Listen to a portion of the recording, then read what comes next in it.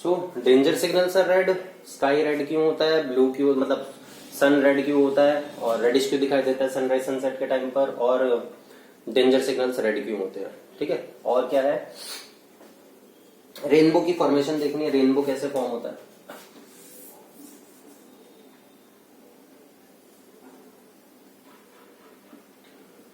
Rainbow generally हमें तभी मिलता है जब सूरज निकल रहा होता है और बारिश हो रही होती है ना, सूरज भी और बारिश भी हो तो दिखाई देता है। तो वो होता क्या है कि एटमॉस्फेयर में जो शावर के बाद जो वाटर ड्रॉपलेट्स हैं दे बिहेव एज प्रिज्म, छोटी छोटी वाटर ड्रॉपलेट प्रिज्म की तरह काम करने लगती हैं, और जब इसके अंदर से लाइट जाती है, सनलाइट जब जाएगी इसके अंदर से, तो वो क्या कर जाती है, स्कैटर कर जाती है, डिस्पर्स हो जाती है, सॉरी नॉट स्कैटर, डिस्पर्स हो जाती है वॉयलेट और रेड कलर में। ठीक है, यहां पर एक चीज होती है जिसे बोलते हैं टोटल इंटरनल रिफ्लेक्शन, जो मैं अभी समझाऊंगा। यहां से रिफ्लेक्ट हो जाती है लाइट, ये हो गई रिफ्लेक्ट,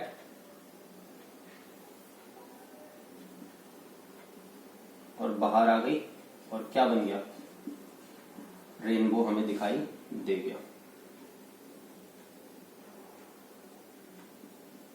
ये तुम्हारी आईज है, तुम्हें रेनबो दिखाई दे गया।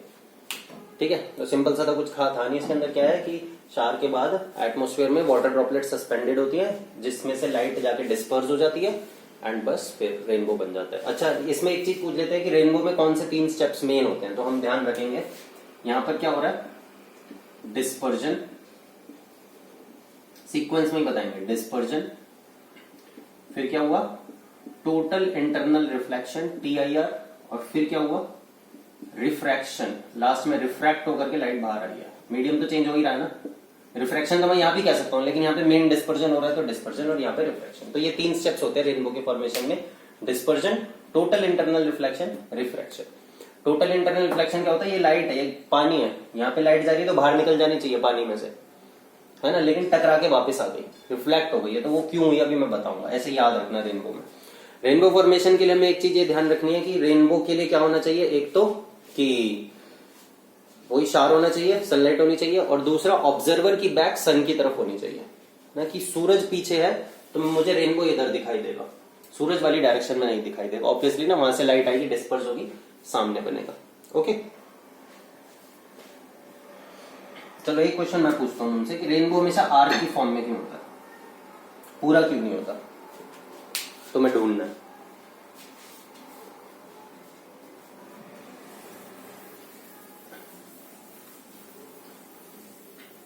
रेनबो भी हो गया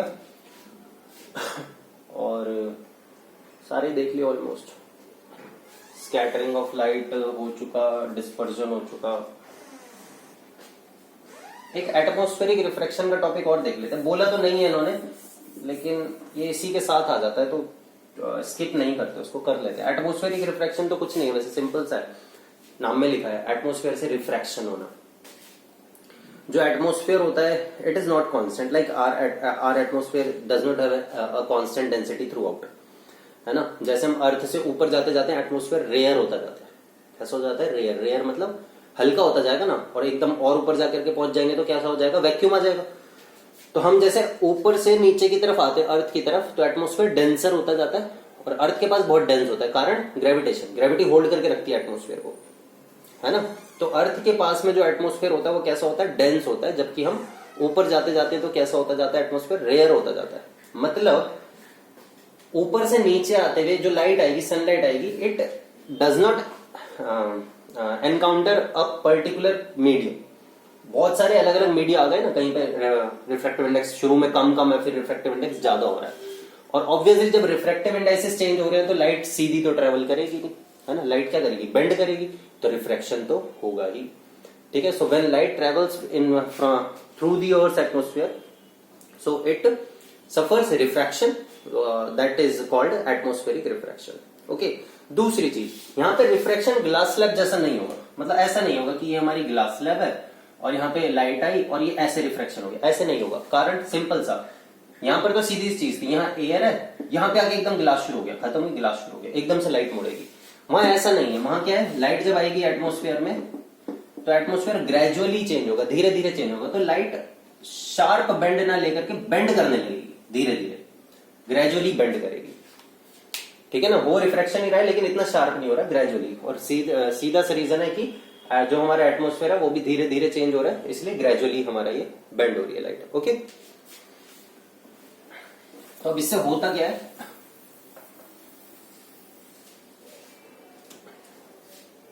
इससे क्या होगा, इसके कुछ फिनोमेना होते हैं, जैसे जो स्टार होता है वो हमें अपनी एक्चुअल हाइट से ज्यादा दूर दिखाई देता है। ठीक है, स्टार जो होता है वो हमें एक्चुअल हाइट से ज्यादा दूर दिखाई देता है। ये अर्थ है, ये ऑब्जर्वर है, यहाँ पर स्टार है। ठीक है, स्टार से लाइट आ रही है and light is travelling from optically rarer medium. Optically rarer medium मतलब रेयर, हल्का है ना, ऊपर नीचे आते जाते कैसा होता जाएगा, भारी होता जाएगा, टू ऑप्टिकली डेंसर मीडियम। ऐसी आ रही है लाइट, ऊपर ऐसा मान लो ऊपर एयर है नीचे ग्लास है, तो मुड़ेगी ना, कहां मुड़ेगी, towards the normal. When light travels from an optically rarer medium to optically denser medium it bends towards the normal, लिख सकते हो ये।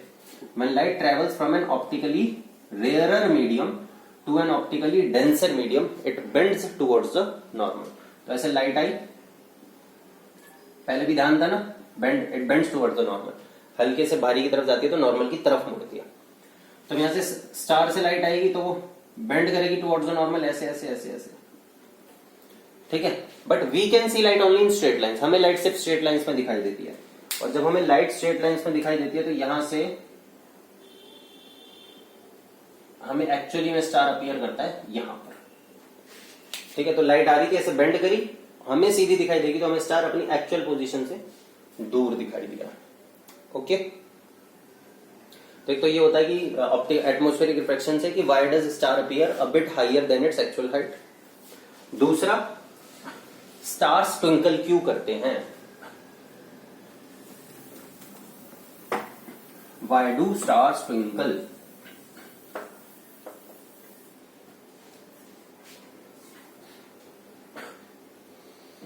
आंसर इसी में जो भी हमने देखा उसी के अंदर आंसर है उसका।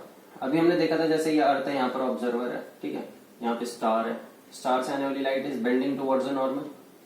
अब मैं तुमसे कंसिडर करता हूँ, कहता हूँ तुमसे कि तुम कोई 10 लाइट आ गई, 10 रेज आ रही है, उस पर कंसिडर करते, बहुत सारी आएंगी, मैं सिर्फ एक एग्जाम्पल ले रहा हूँ। तो स्टार से जो दूसरी लाइट आएगी क्या वो बिल्कुल यही ट्रेजेक्टरी फॉलो करेगी, अलग होगी या नहीं होगी, बिल्कुल होगी। एटमोस्फेयर तो चेंज होता रहता है ना, हवा चल रही है, कुछ एटमोस्फेयर चेंज हो रहा है, तो क्या दूसरी रे जरूरी ऐसे ही आएगी ना। तो अब जैसे ही ऐसे बेंड आई और मुझे कहां पे दिखाई दिया, यहां पे दिखाई दिया, दूसरी आ गई ऐसे और मुझे कहां पे दिखाई दिया, यहां दिखाई दिया, तीसरी आ गई ऐसे, मुझे कहां पे दिखाई दिया, यहां पे दिखाई दिया। ठीक है, तो स्टार की पोजीशन चेंज हो गया, ये इतनी नहीं है जितनी यहां पे दिखाई दे रही है। ऐसा नहीं है कि एक बार स्टार यहां दिखाई दे रहा है, फिर यहां दिखाई दे रहा है, फिर यहां दिखाई दे रहा है, फिर यहां अपनी पास में आसपास में उसकी पोजीशन ऐसे ऐसे होती रहेगी, इधर उधर इधर उधर इधर उधर, जिसकी वजह से ट्विंकलिंग इफेक्ट आता है। ठीक है ना, अब जैसे तुम क्या करो, एक बल्ब ले लो, कभी देखा भी होगा, उसको ऐसे अगर घुमा लो बांध के तो ऐसा लगेगा जलबुझ होता है वो, तो वो क्या है, ट्विंकलिंग इफेक्ट है, इस वजह से, क्योंकि उसकी पोजीशन चेंज हो रही है। ठीक है, तो क्या इसका आंसर क्या देंगे, स्टार ट्विंकल क्यों करता है, कि the light coming from the star enters the earth atmosphere, ठीक है, and it bends towards the normal obviously, but the atmospheric conditions are not constant, therefore the position of star seems to change actually में नहीं हो रही है, seem ऐसा लग रहा है, the position of star seems to change and hence the star twinkles। ठीक है, दिक्कत है कोई? ओके, अच्छा ये चीज ध्यान रखना, अगर पोजीशन चेंज होती हुई दिखाई देगी तभी ट्विंकलिंग इफेक्ट आएगा, अगर पोजीशन चेंज होती हुई दिखाई नहीं दे रही है तो ट्विंकलिंग इफेक्ट नहीं आएगा। मतलब दूसरा टॉपिक देखो एक बार, कि प्लैनेट्स क्यों नहीं ट्विंकल करते, प्लैनेट्स क्यों नहीं ट्विंकल करते, उसका सबसे बड़ा रीजन ये है कि प्लैनेट है इतना बड़ा।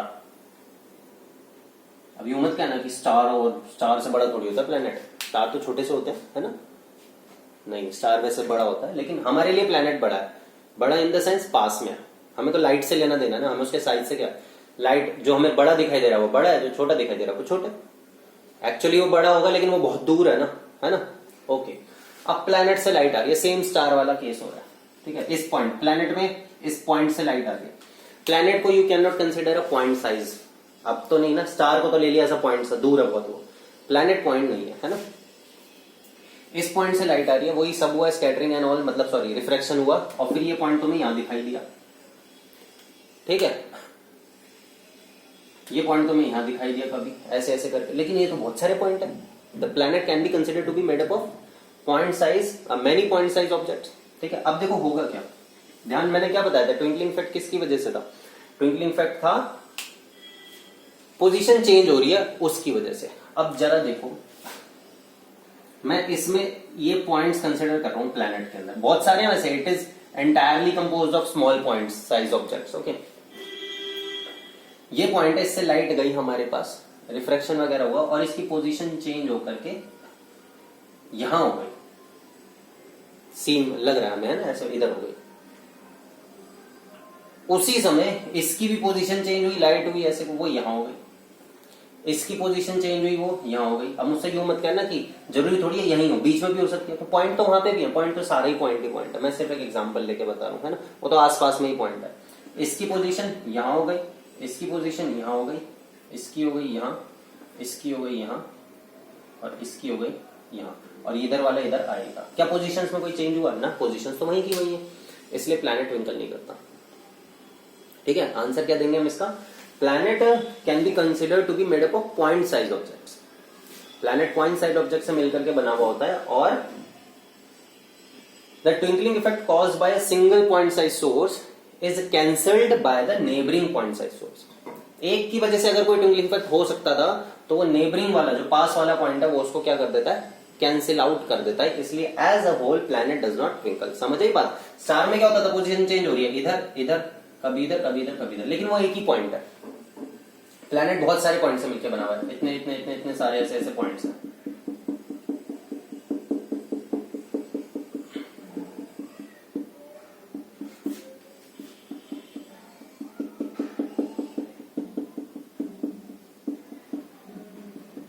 मैं इस पे इतना टाइम इसलिए लगा रहा हूं क्योंकि समझ आता नहीं है बच्चों को, और मुझे लगता तो नहीं मेरा इतना ये करने के बाद भी कुछ समझ आ जाएगा।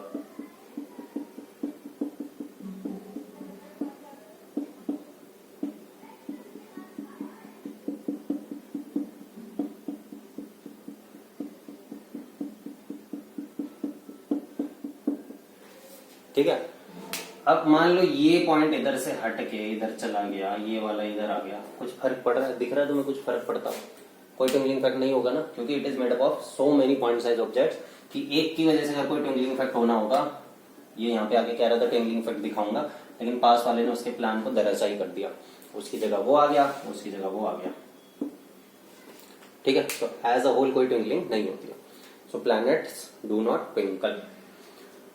और कुछ इस चैप्टर के अंदर से एटमॉस्फेरिक रिफ्रैक्शन में एक और देख लेते हैं।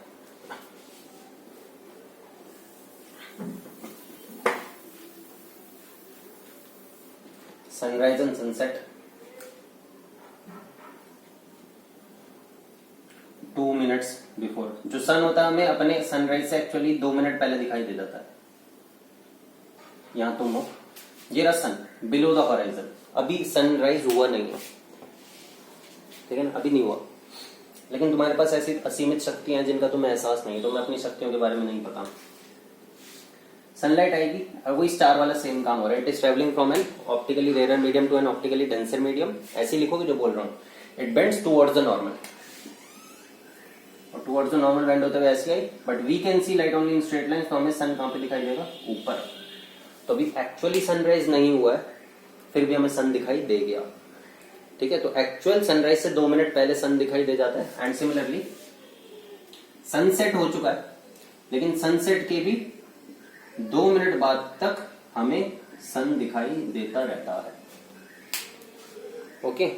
और इसी चीज में आ जाती है कि जो ड्यूरेशन ऑफ द डे है वो 4 मिनट से चेंज हो जाती है। तो हमसे पूछ सकते हैं क्वेश्चन, ऐसे ही डायरेक्ट भी पूछ सकते हैं कि 2 मिनट पहले क्यों दिखाई देता है, 2 मिनट बाद तक क्यों दिखाई देता है सनराइज सनसेट पे, और डे की ड्यूरेशन 4 मिनट से क्यों चेंज हो जाती है, उसमें दोनों चीजें बताऊंगे, ठीक है।